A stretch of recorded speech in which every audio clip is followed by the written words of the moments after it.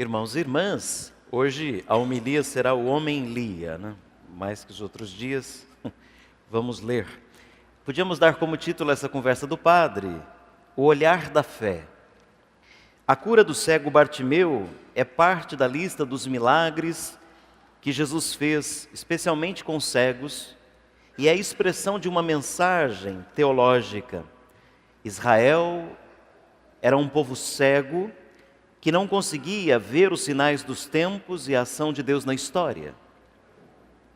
Quando aparecer a figura messiânica, a que foi prometida, aquela figura misteriosa, chamada de servo de Javé ou servo do Senhor, então os olhos dos cegos se abrirão.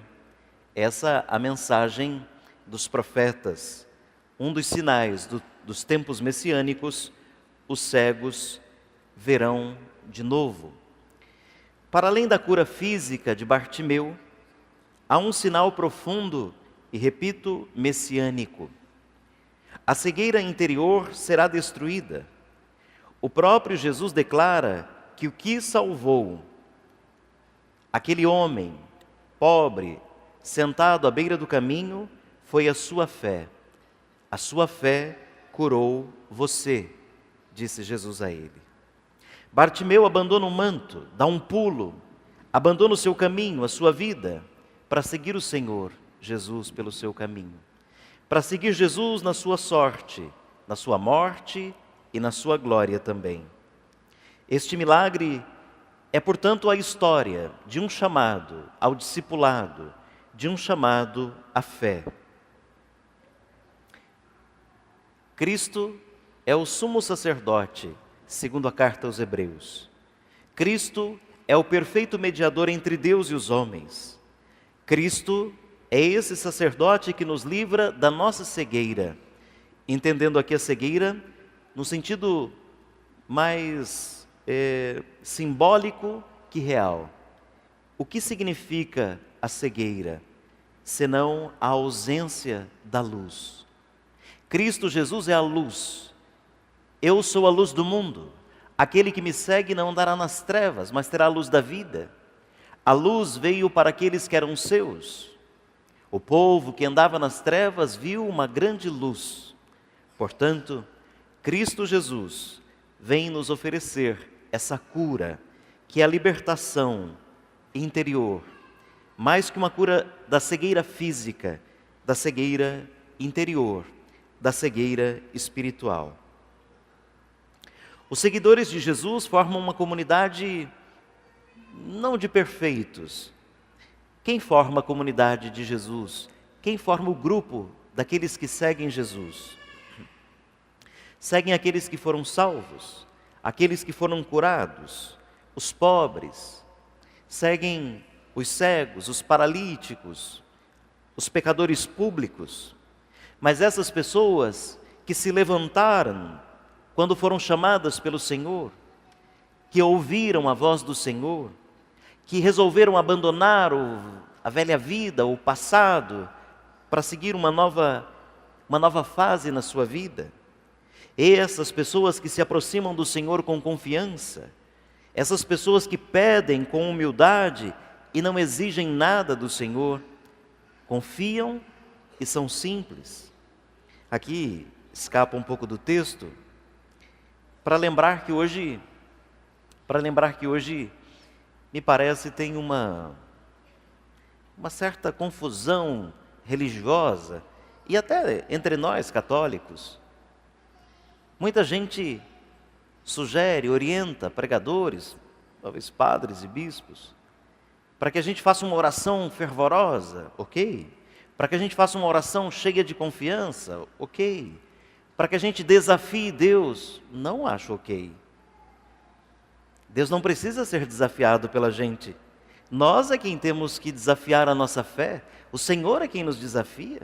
Tem oração que parece mais conversa daquele soldadinho do diabo lá nas tentações, quando diz assim: se você me adorar, tudo isso será seu. O que é que nós temos para dar a Deus que Ele não nos tenha dado, a não ser o nosso pecado? O resto Tudo que a gente tem, o resto quer dizer que é tudo, né? Tudo que a gente tem, recebeu dele. E se algo a gente pode dar, é porque antes ele nos deu. Portanto, esse grupo de seguidores de Jesus é formado por gente que confia e espera, que não exige, mas que se deixa exigir. E quantos hoje fazem orações muito distantes daquilo que diz o Evangelho? Você poderia, por exemplo, se desafiar a vir todo domingo à missa. Não digo exatamente aqui no santuário, não. A ir à missa todo domingo. São mais ou menos 55 domingos no ano.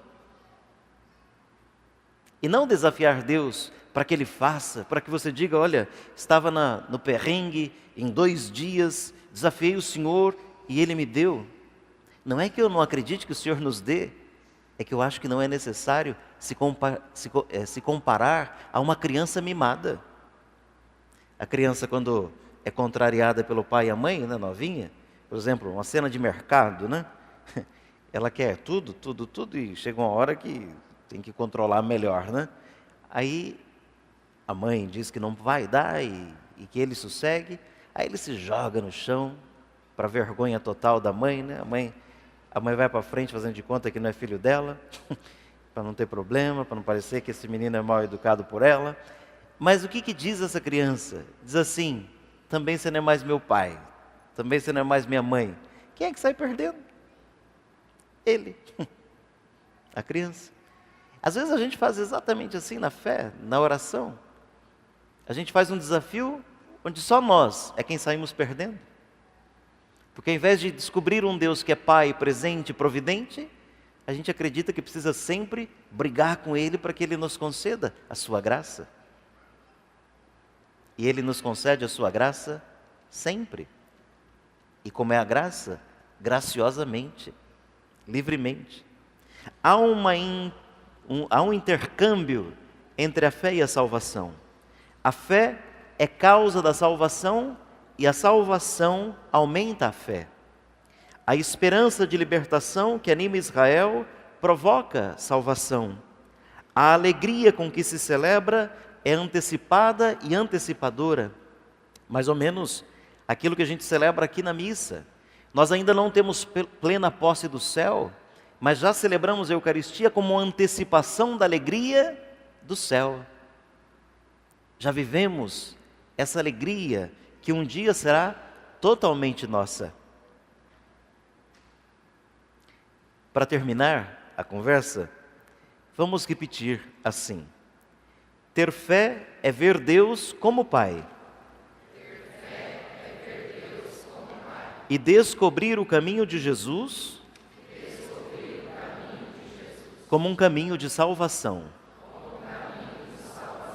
Hoje é dia, irmão e irmã, hoje é dia de a gente fazer como o Bartimeu, que vendo Jesus passar, grita por ele, Senhor, filho de Davi, tem piedade de mim. Ele que pede sem titubeios que eu veja de novo, e depois de voltar a enxergar, não perdeu tempo, deu um pulo, abandonou a capa, abandonou as suas seguranças humanas, abandonou o seu passado, abandonou as suas ideias que não faziam mais sentido e pôs-se na trilha do caminho de Jesus. Que o Senhor nos conceda a cura da cegueira interior, nos conceda a cura da cegueira espiritual, para que a gente enxergue a presença de Deus no mundo e na nossa vida, e assim a gente tenha coragem de abandonar o que não precisa mais na nossa vida e seguir com confiança os passos do Senhor. Louvado seja nosso Senhor Jesus Cristo.